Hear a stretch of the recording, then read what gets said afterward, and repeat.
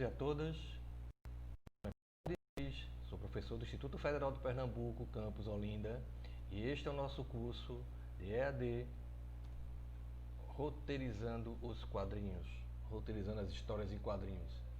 Hoje vamos trabalhar com o movimento no quadrinho, né? Vamos entrar mais naquela discussão da aula passada, né? Quando a gente sai um pouco do texto e tenta entender a linguagem dos quadrinhos, como é que ela se comporta. Como eu estou sempre fazendo paralelo com cinema, com vídeo, então, qual seria o paralelo aqui?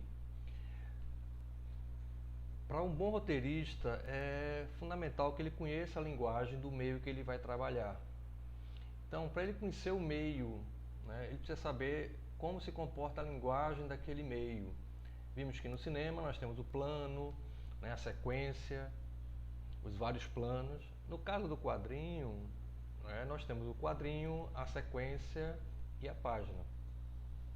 Além disso, nós temos o enquadrinhamento, que é como se coloca no quadrinho, né, a narrativa, né, como a gente conta a história através de imagens fixas desenhadas, principalmente.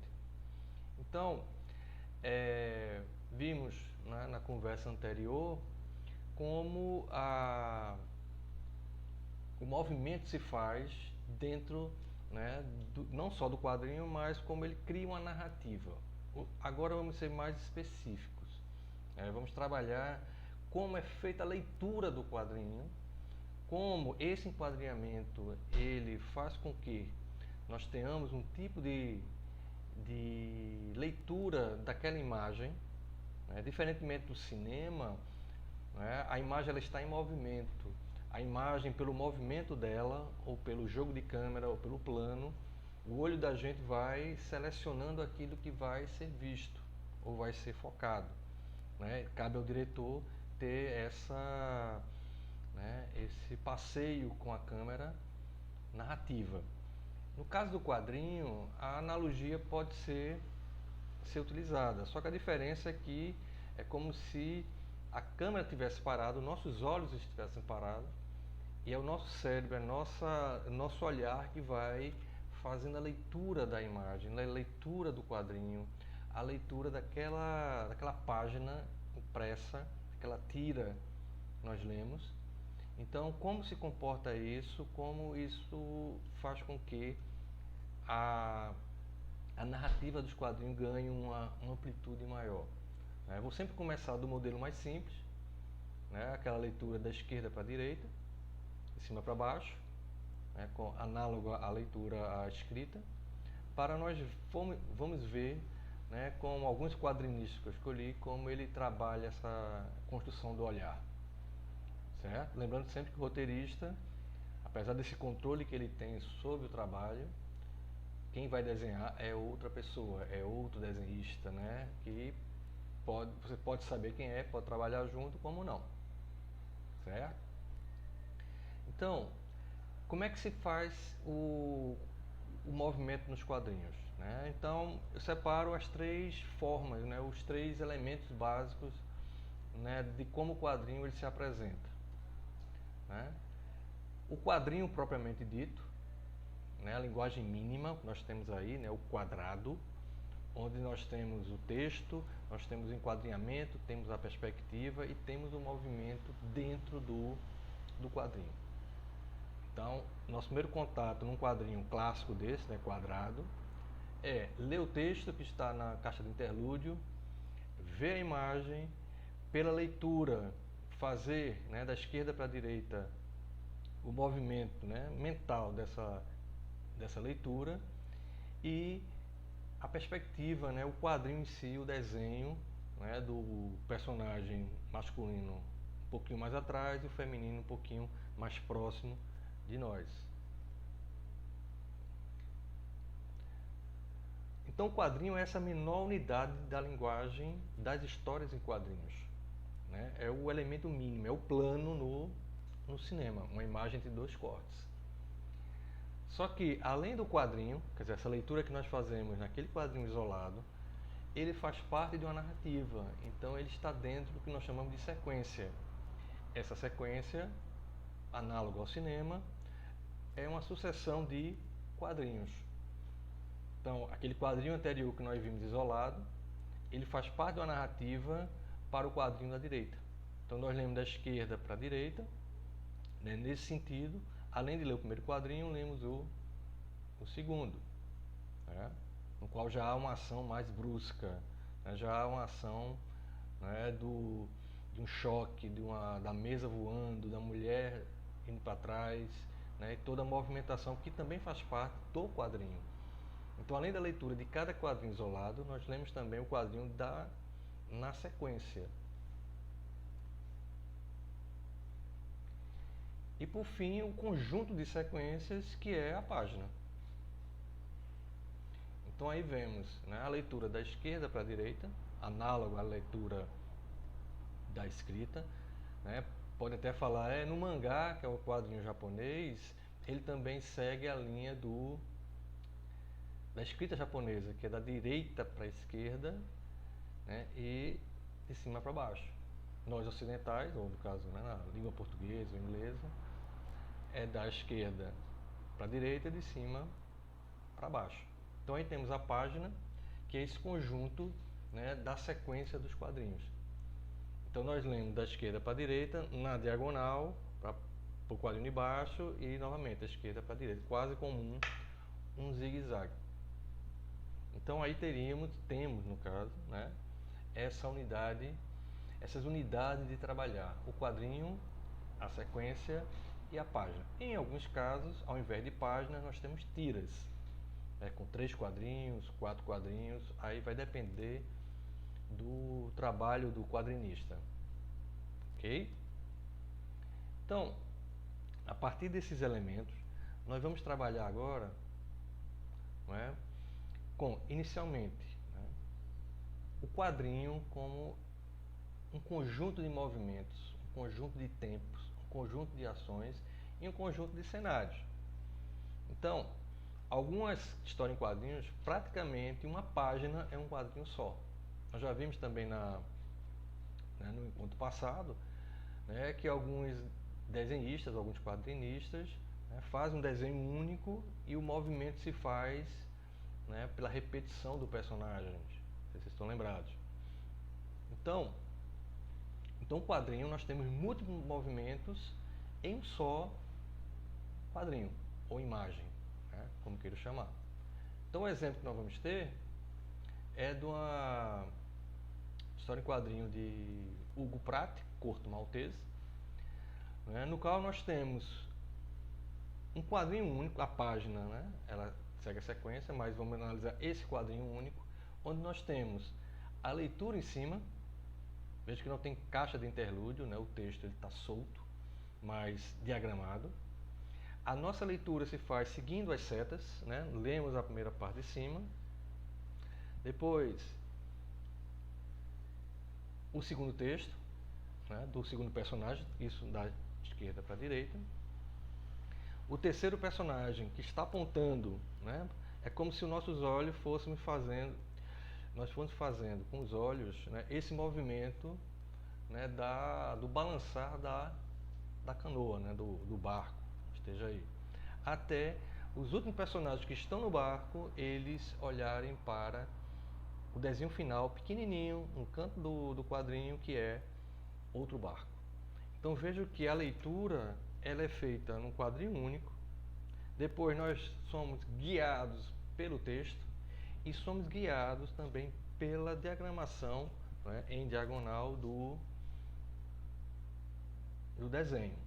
Então, em um único quadrinho, nós temos um movimento múltiplo, né, do primeiro personagem, né, o que está segurando o leme, do segundo personagem que pergunta o que é que está acontecendo, o terceiro personagem, né, que avisa que tem um barco, e os outros 3 personagens que estão mais ao canto, né, um chega a falar, né, o que é que está para avisar o que está acontecendo, e os 2 últimos estão olhando para um barco, além de completar o texto com outra caixa de interlúdio que segue o formato do barco, ou da vela do barco. Então, em um único quadrinho, Pratt, né, ele coloca o barco em movimento, ele coloca as pessoas em interação, ele coloca um cenário que é o, o mar, né, e um outro elemento que é um barco que vai interagir, né, depois vamos ver essa leitura maior da página, né, não só do quadrinho isolado, né, dentro da narrativa. O segundo exemplo é de Jacques Lustal, um francês, né, que trabalhava muito com quadrinhos amplos. Isso é quase uma página do quadrinho dele. Então aí o movimento, quem faz somos nós, entenda? Nós que vamos ler. Não é? É mais um movimento contemplativo do que um movimento de leitura e de interação com a narrativa, como no quadrinho de Hugo Pratt, né, no anterior. Então aí é como se nós estivéssemos contemplando a paisagem, mas continua sendo um movimento. Ou seja, quem está fazendo o movimento somos nós, na leitura. Então eu olho o nome da lanchonete, olho para o carro, né, vejo a paisagem. Então meu olhar ele vai escolhendo o que é que se vê. Então por que esses dois exemplos? O quadrinista, né, me força a olhar, me força a caminhar, né, do jeito que ele quer, ou pelo menos que ele indica, não é que ele quer, né? Que ele indica para que seja lido. E no outro ele deixa o quadrinho aberto para você fazer a sua leitura, né? Quem passeia somos nós. Então são dois tipos de movimento no qual há uma intencionalidade de uma narrativa. Aqui, no de Lustal, uma contemplação. No de Pratt anterior, nós temos uma narrativa realmente, né? Um movimento mais efetivo, vamos usar esse termo.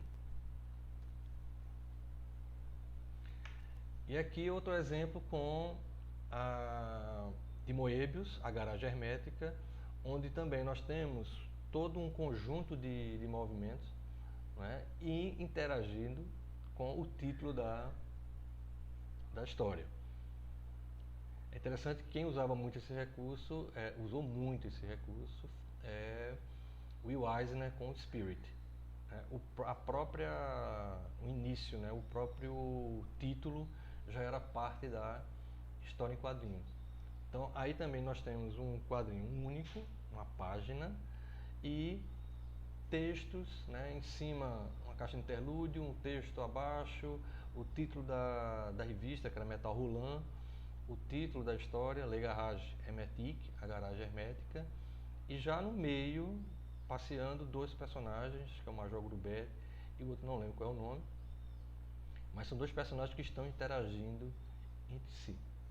Então vejam que, além da contemplação que temos aqui, né, o olho da gente não tem um olhar fixo até chegar ao meio, né, e os dois personagens caminhando e interagindo, é que nós vamos entrando na história. Qual é o objetivo dessa análise? É você pensar que, ao escrever o roteiro, você também vai indicar o olhar do leitor. Se você quer que o olhar seja contemplativo, a paisagem seria como de Lustal, por exemplo. Se você quer um olhar mais efetivo, né, mais focado, já cria uma ação como o Hugo Pratt. Né? E se for uma coisa mais ampla, que você bota o contemplativo, mas ao mesmo tempo já começa a contar a história, temos esses exemplos aí de Moebius. Certo? Lembrando que não há uma ordem, não há o que é melhor, o que é pior. Certo? Há um modelo narrativo que estamos analisando aqui. Dentro desse modelo narrativo, vemos que no quadrinho, né, nós temos um sentido de leitura. O que é esse sentido de leitura? Aquilo que eu estava falando ali, não, anteriormente, né? Quer dizer, eu posso colocar um olhar contemplativo, eu posso colocar um olhar que ele siga, né, todo o movimento, eu posso colocar um olhar que ele saia procurando, né, o sentido da história. Né? Ou seja, o sentido de leitura é como o olho da gente vai ler a história. Certo? E falo o olho no sentido de você interpretar aquela imagem. Certo? Não cai nessa história de que imagem é mais fácil do que texto. Não. Certo? Do mesmo jeito que aprendemos a ler e escrever, nós aprendemos a ver e ler imagens. Certo? Ou seja, nós vamos nos adaptando, nós vamos relendo e lendo imagens até aprendendo como se dá essa dinâmica, como se dá esse sentido da leitura. Esse sentido da leitura nada mais é do que esse movimento da ação na ação da narrativa do quadrinho. Ou seja, o sentido não é só o significado, mas como me movo, literalmente, né, o olhar, né, a cabeça, para interpretar aquela imagem. Dentro desse sentido, né, tem duas palavrinhas que só muda a preposição ali, que é bom prestar atenção. Que é uma ação na leitura e uma ação de leitura. A ação na leitura é o feito Guprat, né? O tempo se passando dentro de um quadrinho só. Né? O tempo narrativo dentro de um quadrinho só, que a gente também já comentou um pouco nas lâminas passadas. Então, na leitura, certo? É aquela ação que se passa quando você está lendo o quadrinho. Né? É o tempo dentro do quadrinho. É o sentido que dá a leitura dentro do quadrinho como ação. Certo? Tanto é que eu botava muito tempo na leitura, mas aí podia complicar um pouquinho. Então a ação é mais claro. Na hora de você escrever, né? Como é que se passa essa ação nesse quadrinho? O que é que eu quero que esse quadrinho passe? É contemplação, é surpresa, é o quê? Né? Qual o sentido dentro dessa ação que eu vou querer? Então a ação na leitura é como essa leitura, como o tempo se passa enquanto eu estou lendo. E a ação de leitura são os movimentos físicos, vamos dizer assim, que eu faço ao ler o quadrinho. Não vou entrar muito em detalhe nesse métier, que praticamente dá um óculos para você saber como é que se lê o quadrinho, né? Mas nos exemplos que nós vamos passar vai ficar um pouquinho mais claro. Então a ação de leitura é como se fosse um movimento de câmera. Só que como eu falei logo no início, né? É como se a câmera ficasse parada. Você é que faz o movimento com a cabeça. Então, e por que isso é tão particular, isso é tão do quadrinho? Porque a imagem está fixa.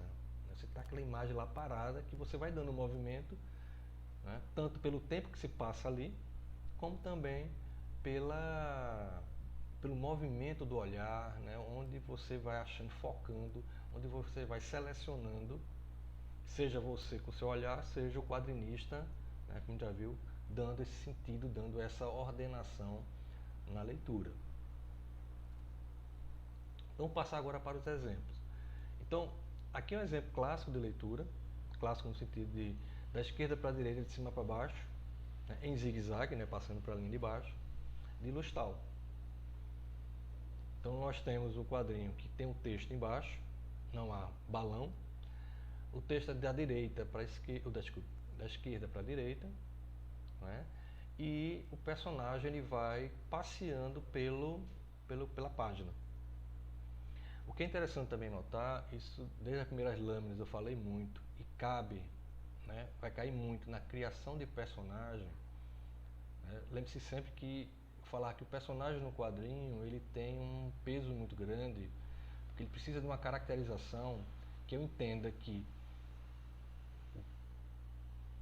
o personagem desenhado no primeiro quadrinho é o mesmo que está no quadrinho subsequente. Se não houver essa interação, cria um ruído. Eu não vou compreender que aquele personagem ele é o mesmo que está no segundo quadrinho, ou no terceiro, ou no quarto.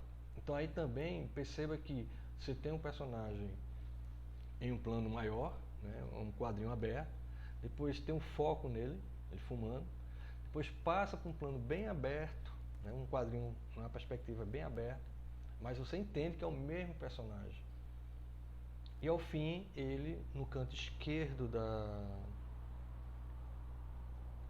do quadrinho, né, colocando o olhar para, aí sim, a iluminação. Dá um efeito muito grande para a personagem feminina que está de vermelho.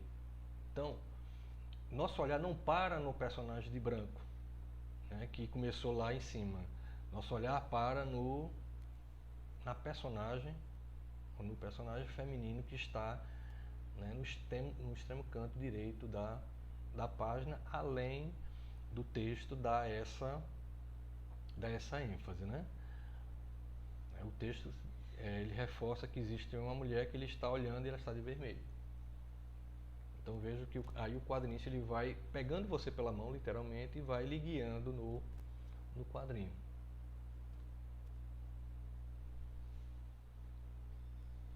O personagem, um quadrinho amplo, né, a leitura em diagonal, o foco no personagem, depois o plano aberto, a leitura em diagonal, o personagem à esquerda e a personagem feminina que ele se refere na caixa de interlúdio no canto direito. Então vejam que quem faz todo esse movimento é o nosso olhar, guiado pelo texto, guiado pelo desenho, pelo enquadrinhamento, né? Lembrando sempre que enquadrinhamento, o que é que nós temos? Perspectiva, o cenário e o balão, certo? E aí a página inteira. Aqui voltamos de novo para a página de Hugo Pratt. Já vimos o primeiro quadrinho, é a sequência que vai descendo, né, quase que em uma onda, né, até observar o barco no canto final. Um quadrinho focando no personagem que está em cima, né, que está olhando para o barco. Né, os dois da ponta são esses dois aí.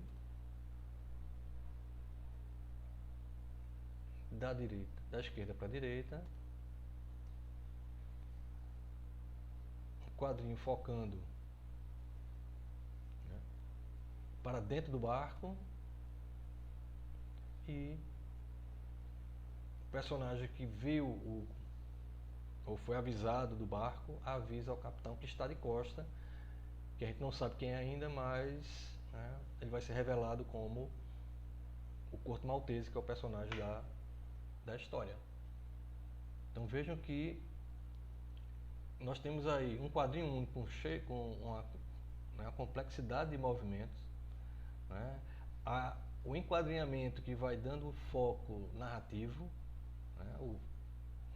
A ênfase no personagem que viu o barco, né? A discussão sobre o barco até avisar o capitão, né, o dono do barco, que está, né, lendo jornal, né, que você não sabe ainda quem é. Quer dizer, até aí, né, nesse último quadrinho, é intencional do desenhista, Hugo Pratt, de não revelar quem é esse personagem. Só quando virarmos a página é que ele aparece. E também vejo no último quadrinho como o olhar ele guia para do personagem que está abrindo a porta ou a tela para o personagem que é o capitão do barco.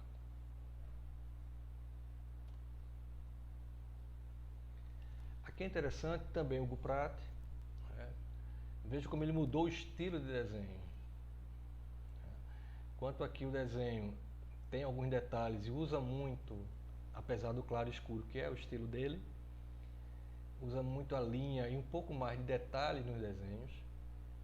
Veja a cadeira no qual está sentado o Curto Maltese, o capitão. Nesse ele trabalha só com claro e escuro, né, uma intensidade de luz fantástica, sem textura alguma, sem retícula, só preto e branco. E eu quero reforçar aqui, né, a leitura de dois personagens. A primeira personagem, né, que é uma pirata, né, ex-escrava, só para situar, que vai descendo um calabouço, um alçapão onde havia tortura e havia prisão. Então, na seta alaranjada, nós vamos fazendo o movimento dela. Só que também há um segundo movimento paralelo a partir do quarto quadrinho, o quadrinho do meio, no qual o Curto Maltese é enfocado. Então nós temos o foco na personagem feminina e o foco na personagem masculina. Que eles vão fazendo esse jogo, né, de intensidade. O interessante, né, e aí como disse, cabe ao quadrinista, né, cabe ao desenhista, ao roteirista, né, no caso do Hugo Pratt, ele fazia o roteiro e fazia os desenhos, né, ter esse domínio do desenho e do domínio da linguagem do quadrinho, né. Vejam que os últimos quadrinhos de baixo,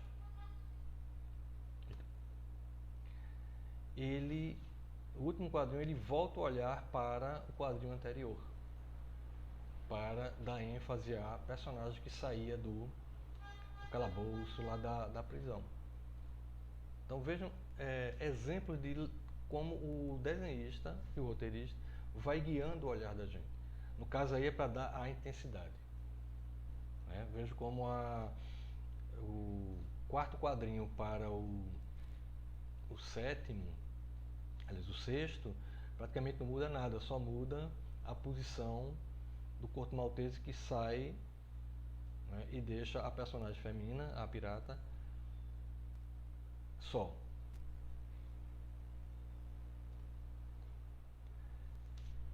Aqui temos um desenho de Milo Manara, né, outro da escola italiana, Hugo Pratt da escola que a gente chama italiana. O que é interessante aqui, deixa eu ampliar, é que nós temos uma divisão temporal da seguinte forma: esse quadrinho, ele é aquele quadrinho único, aí sim dá para ver os movimentos, né?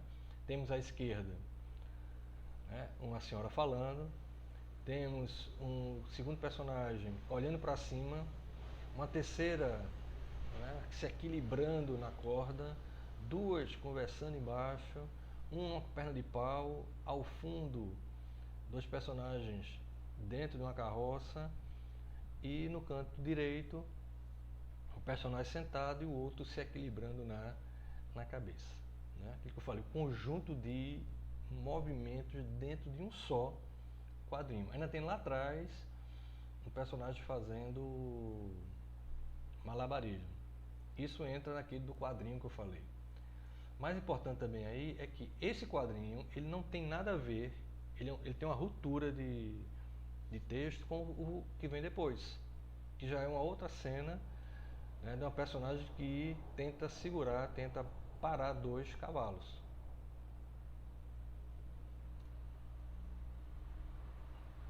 Então na página total nós temos o primeiro quadrinho totalmente isolado, no sentido da narrativa em relação à de baixo, por isso que eu botei uma linha sem seta, e nos quadrinhos abaixo da linha laranjada nós temos a leitura da esquerda para a direita, de cima para baixo, em movimento diagonal.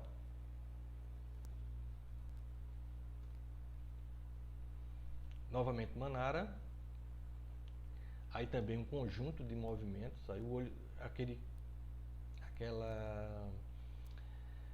contemplação, né, no sentido que o olho é que vai descobrindo coisas, o olho da gente é que vai passeando pelo quadrinho.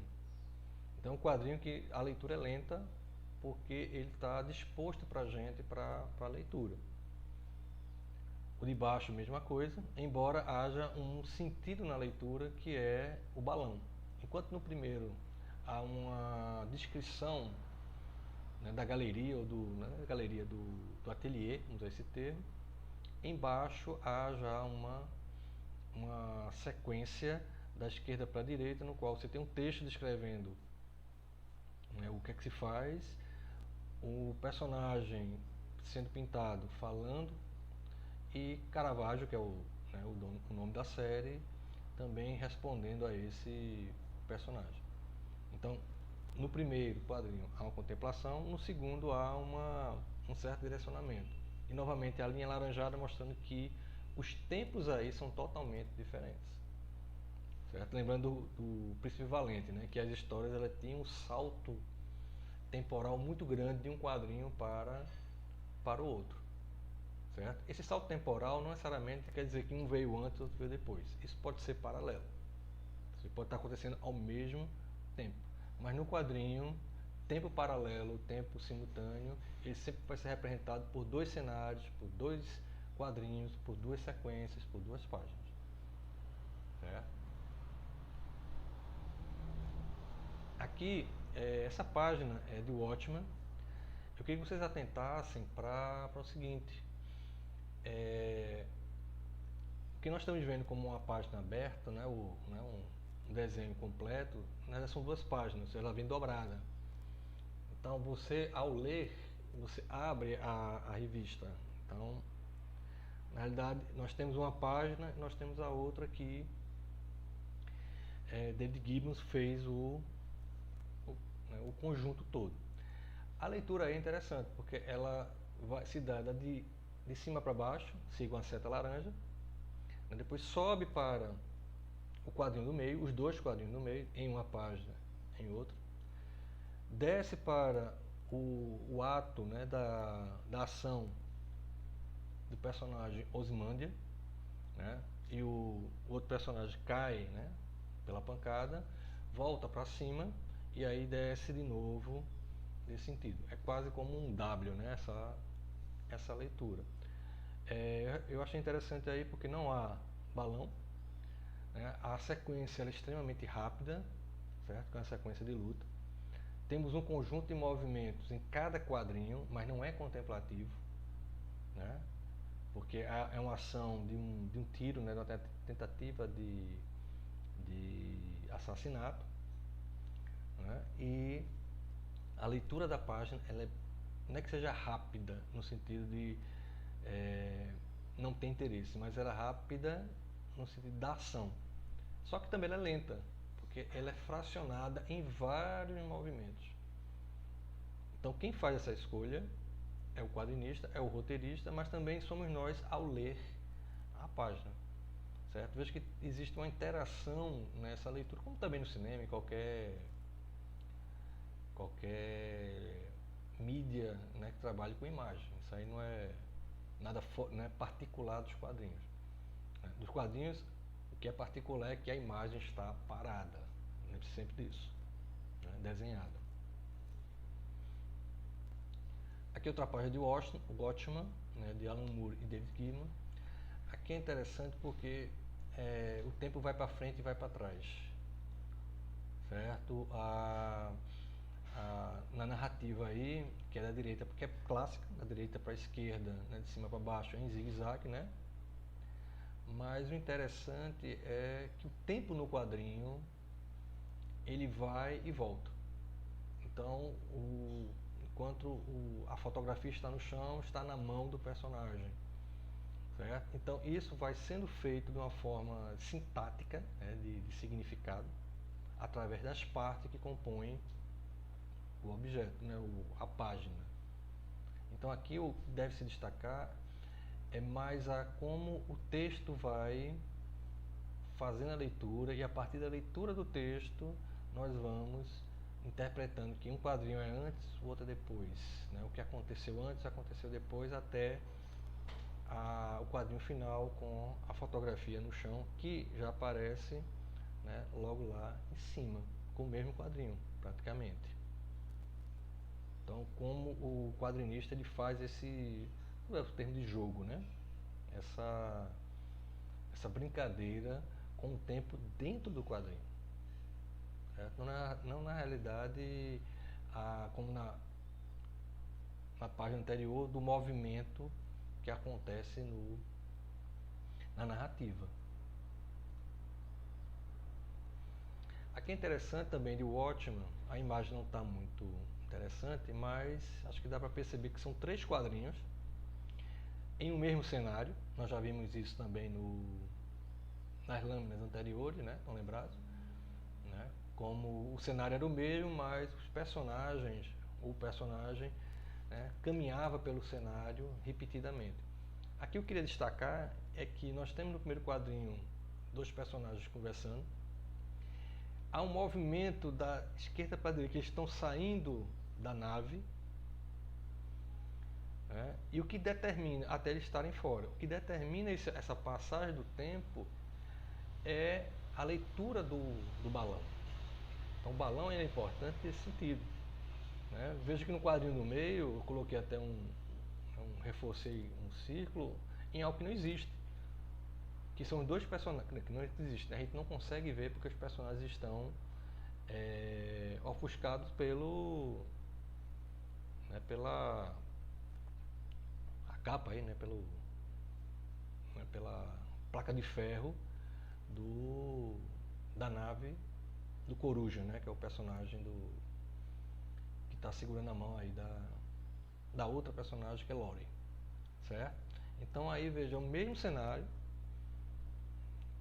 os mesmos personagens, né, e o que o que indica essa passagem do tempo é o balão, né? Aqui também de Watchmen, né? Aqui eu achei interessante porque apesar da máscara de Rorschach, né, que é o personagem que está de frente, mudar o tempo todo, eu achei interessante que existe um efeito, uma prática no cinema chamado efeito Kuleshov, que é Kuleshov é um dos cineastas da escola soviética, juntamente com Pudovkin, Eisenstein e Vertov, né? São os 4 grandes expoentes da escola soviética. E o efeito Kuleshov nada mais era do que repetir um fotograma e associar esse fotograma a uma outra imagem. Então, o efeito Kuleshov que ele fazia era botar uma imagem de um ator, sem se mexer, e automaticamente colocava um outro fotograma de uma comida, de um prato de comida, depois colocava uma criança morta, depois colocava uma mulher. E aí o efeito seria da montagem, no qual fosse perguntar para as pessoas o que é que tal autor pensou nessa hora, e iam dizendo coisas. O prato de comida ele estava com fome, com a criança ele estava triste, a criança morta, quando viu a mulher teve desejo. E o Kuleshov dizia, mas a imagem é a mesma, eu não alterei a imagem. Então no caso aí, né, o que faz o movimento é a nossa cabeça, nosso olhar. O quadrinho ele se repete, se vocês notarem. A perspectiva é a mesma, Rorschach está de frente, embora, como disse, a máscara dele se modifique. Né? E o que se altera é o personagem de trás, né, o Coruja, né, o que nós vimos no quadrinho anterior, falando com ele. Então o que dá também o ritmo aí é o balão. Então no caso, a passagem de tempo é de um quadrinho só que ele dividiu esse quadrinho em 3 quadrinhos com a mesma posição. Né? Como disse, brincando um pouquinho, tipo um efeito Kuleshov. Bem diferente dos outros, né? Que é um quadrinho único, que há um quadrinho onde se repete o personagem. No caso aí não. São 3 quadrinhos iguais, ou teoricamente, né? Com a mesma posição, com os mesmos personagens, mas o tempo se passa, né? O olhar da gente é que faz essa transposição. Vimos isso também quando mostramos uma passagem de tempo do novo para o velho, né? na aula 12. Vocês se lembram, né? De um personagem de uma série defensores, né, e o cara sai, um quadrinho ele está novo, no outro quadrinho ele está velho. E novamente essa necessidade dessa integração, né, você saber que é o mesmo personagem, né, é a mesma figura narrativa que está ali. Aqui temos uma leitura em perspectiva, né, diferentemente de Rorschach, né, sendo repetido em 3 quadrinhos. Aqui nós temos um quadrinho que é quase uma página de Moebius, né, uma aula de perspectiva, e a leitura ela se dá pelo balão, mas também pela própria perspectiva e como os textos vão indo para o ponto de fuga lá embaixo no sentido do quadrinho, quando o personagem está caindo no vácuo, né? Então vejo que a leitura aí, essa vertigem que dá é pelo enquadrinhamento no elemento da perspectiva. O balão ele chega a orientar, mas não tanto, é mais o desenho em si que faz com que nós focamos no ponto de fuga. Então aí deliberadamente Moebius, né, que dá essa sensação da profundidade na leitura.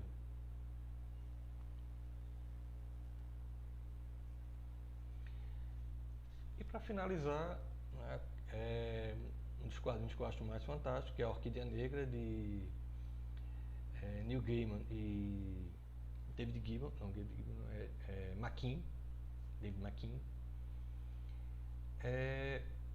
Aqui nós temos N leituras que vocês queiram fazer, né? Então vamos observar, nós temos a leitura do quadrinho no geral, né? As 3, né, ele com sentido. O quadrinho é recortado em 3 quadrinhos menores, né, 3 colunas.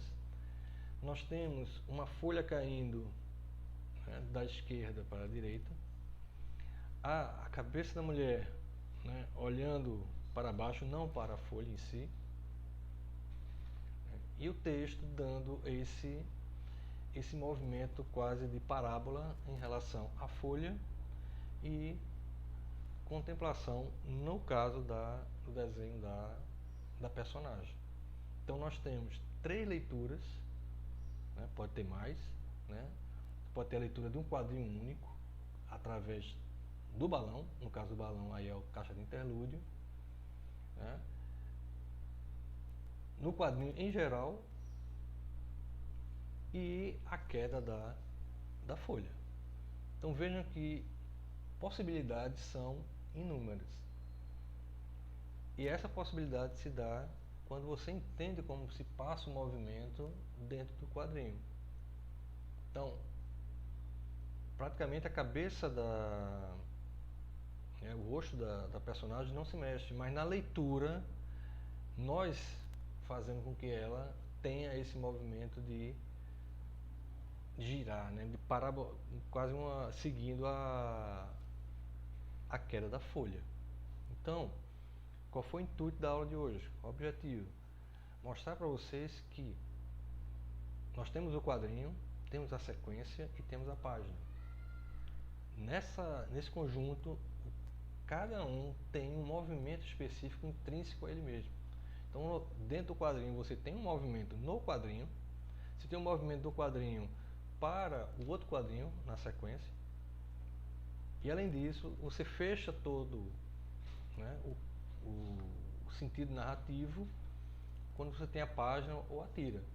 Ou como nós vimos, em um só quadrinho ele dá o foco narrativo. Embora, né, a história em quadrinho ela necessite dessa ideia do movimento. Então o que torna a história em quadrinho um meio extremamente rico é essa possibilidade de trabalhar com esse movimento intrínseco, né? Um movimento que não existe em si, mas ele é feito pela nossa cabeça, né? É o olhar do personagem, é o sentido que eu estou lendo, né? É como indica o desenho, é como aí da folha, né? Que ela indica essa queda, né? Além de todo o conjunto narrativo que cabe ao roteirista amarrar. Então, quanto mais o roteirista tem domínio, não digo nem domínio, mas assim, conheça, tenha né, esse conhecimento dessa linguagem, como ela se comporta, mais você pode trabalhar, né, com a narrativa mais ampla, mais surpreendente. Ok? Então fico por aqui. Até lá, até a próxima aula. Até mais.